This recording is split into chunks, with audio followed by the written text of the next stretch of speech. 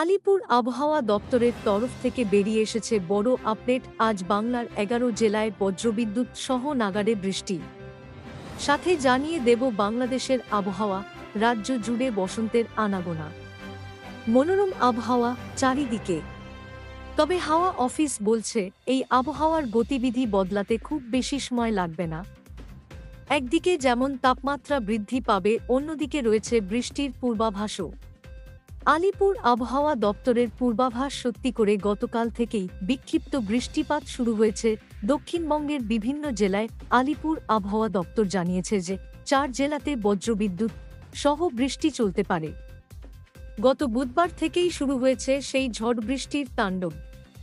দুর্যোগের প্রভাব পড়েছে বাঁকুড়া, পূর্ব মেদিনীপুর, পূর্ব বর্ধমান এবং দক্ষিণ 24 পরগনার সুন্দরবন এলাকাতে। হাওয়া অফিসের পূর্বাভাস অনুযায়ী বজ্রবিদ্যুৎ সহ হালকা থেকে মাঝারি বৃষ্টি চলতে থাকে ওপরের 4 জেলায়। এই দিন দীঘা এবং নিকটবর্তী উপকূল সংলগ্ন এলাকাতেও দুর্যোগের প্রভাব ছিল অনেকটাই। মাত্র কয়েক মিনিটের মধ্যেই ঝড় বৃষ্টিতে লণ্ডভণ্ড হয়ে যায় পুরো এলাকা। তবে আবহাওয়া দপ্তরের পূর্বাভাস অনুযায়ী দুর্যোগ এখানেই শেষ নয়। আজ থেকে ফের এক দফায় শুরু হবে ঝড় বৃষ্টি। বৃহস্পতিবার দক্ষিণবঙ্গের অধিকাংশ জেলায় হালকা থেকে মাঝারি বৃষ্টির সম্ভাবনার কথা জানাচ্ছে হাওয়া অফিস। দক্ষিণবঙ্গের আজ কলকাতা সহ হাওড়া, হুগলি, পুরুলিয়া, ঝাড়গ্রাম, বাঁকুড়া এবং পূর্ব বর্ধমান জেলায় হালকা বৃষ্টি হতে পারে। পাশাপাশি বজ্রবিদ্যুৎ সহ হালকা বৃষ্টিতে ভিজবে উত্তর 24 পরগনা, দক্ষিণ 24 পরগনা, পূর্ব মেদিনীপুর এবং পশ্চিম মেদিনীপুর। 2 মেদিনীপুরে বৃষ্টি অব্যাহত থাকবে আগামী 15 মার্চ অর্থাৎ শুক্রবারও।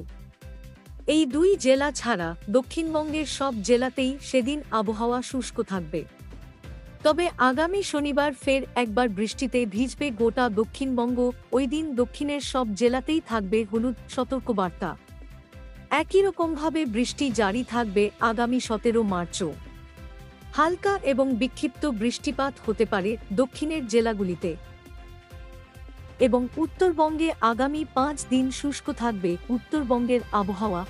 একই সাথে দিনের বেলা 2 থেকে 3 ডিগ্রি তাপমাত্রাও বৃদ্ধি পেতে পারে। যদিও রাতের তাপমাত্রায় কোনো বদল আসবে না বলেই খবর।